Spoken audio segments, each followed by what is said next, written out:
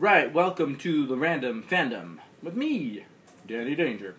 Today we're going to talk about Joss Whedon, or Joshua, if you're going to be more formal, and I do like to be formal. I went to the spring formal with Joss Whedon, Joshua Whedon, to be honest. It was awkward. It was really awkward. Since it wasn't either of our school, we just went to one. And we spiked the punch. With Spike, James Marsters, we just put him in the punch and just ran away. It was more of like a meta joke, like you had to like really think about it. But a lot of the people there, they didn't seen the show, and they didn't know who James Marsters was. Like, isn't he the Brainiac or something, or I don't know, some guy from the future, cop, agent, whatever. So they didn't get it. It was kind of fell on deaf ears, but we cracked up about it later in the limo. Me and old Joss. He's a little monkey. But no, I was talking about Joss Whedon, and I'd like to talk about how obviously he's an amazing writer. If you don't know that by now, then where have you been? But I want to just focus on the fact how he creates these different universes, like, from who knows where. And, but then he makes rules for the universe, and he just breaks them. And that's what's, like, amazing. That's what I love about his work, is, like, I mean, let's start with the most popular one would be Buffy the Vampire Slayer. And, for beginning with Buffy, there's this rule that, you know, for thousands of years, there's only been one Slayer chosen, right? Buffy dies, and then for like a second, and then a new Slayer happens, and then there's two Slayers. There's Kendra, and then she dies, and then there's Faith, who is an amazing character also.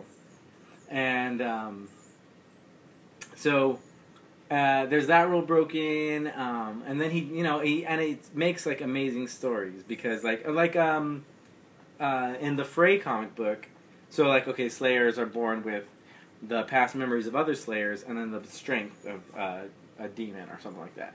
So, and then in Frey, after all this mess of like 1,000 Slayers and whatever, Frey becomes a Slayer, but she only has the strength, whereas Hearth, her brother, has the memories of the Slayers, and not only that, he becomes a vampire. So that makes for a pretty interesting story too. And then Dollhouse, he writes about, or he makes, these they sign up for whatever, these people, whatever situation they're in, where they're desperate enough to sign up for this program, they get their memories wiped, and then they get new personalities implanted in their head, and they become, you know, that they're like a doll. They get used as these new characters. So that's the setup, and it starts out like that, you know, like rich clients, you know, rent out these people and whatever, and they have the characteristics that they want. And then it goes crazy.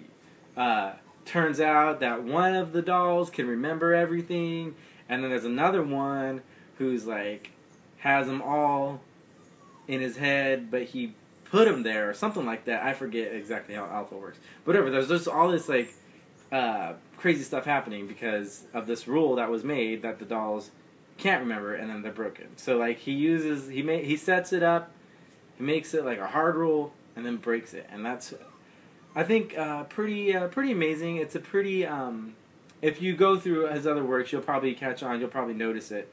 I haven't watched. I've only seen Avengers once, so although I don't have any copy of it at all. But I haven't watched it enough yet to know. I'm sure that if I looked at it again, I'd be like, oh, that's where he makes the rule and he breaks it or whatever. Of course, that's an established universe already, so I don't know how much leeway he had there, but I'm sure there's something in there. But yeah, that's my take on the Joss Whedon. If you haven't read any of the comic books that he's written, check them out. Frey is a good one. And then, of course, Buffy and Angel and Faith. Pretty good ones as well. Dollhouse is pretty good. The Serenity comics are good. Pretty much everything he's written also has a comic book companion, so that's pretty cool. I think all shows should be like that. all writers should be like that. So, if you're a writer, and you just so happen to stumble upon my YouTube video, I mean like a, established writer, do that. Make a comic book out of your TV show. It's so awesome, and you can do whatever you want.